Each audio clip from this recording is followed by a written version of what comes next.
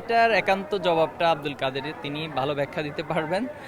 তবে এই যে বক্তব্যের দ্বিচারিতা, এটা আমি মনে করি কখনো কাম্য না। ইতিহাস তো একটি হয়, সত্য ইতিহাস।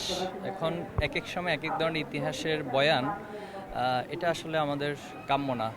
আমরা অতীতে দেখেছিলাম যে ৭১ বা বাংলাদেশের ইতিপূর্বে যতগুলো বড় আন্দোলন হয়েছে, সেখানে ইতিহাস বিকৃতির একটি প্রবণতা সবার মাঝে লক্ষ্য করা গিয়েছে। তো আমরা আশা করব কারো মাঝে এই ২৪ নিয়ে ধরনের প্রবণতা তৈরি হবে না, আমরা সেটার প্রত্যাশা করি।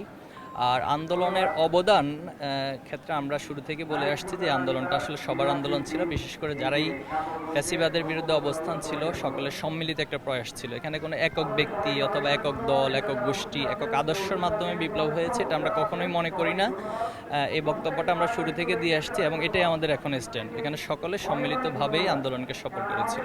এটার একান্ত জবাবটা আব্দুল কাদেরের, তিনি ভালো ব্যাখ্যা দিতে পারবেন। তবে এই যে বক্তব্যের দ্বিচারিতা, এটা আমি মনে করি কখনো কাম্য না।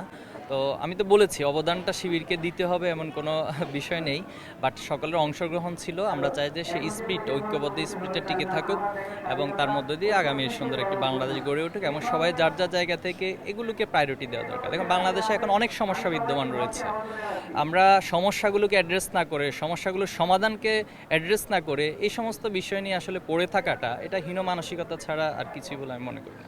নতুন ছাত্র সংগঠন, বাংলাদেশে সবারই নাগরিক অধিকার রয়েছে, সাংবিধানিক অধিকার রয়েছে। যে কেউ চাইলেই দল গঠন বা তার দল পরিচালনার তার সাংবিধানিক অধিকার রয়েছে। তো সে জায়গা থেকে আমরা সবাইকে আহ্বান করব যে সবাই নিজের জায়গা থেকে দেশের জন্য, দেশের মানুষের জন্য এবং জুলাই বিপ্লবের স্পিরিটকে ধারণ করে কাজ করবে, এটি আমাদের প্রত্যাশা।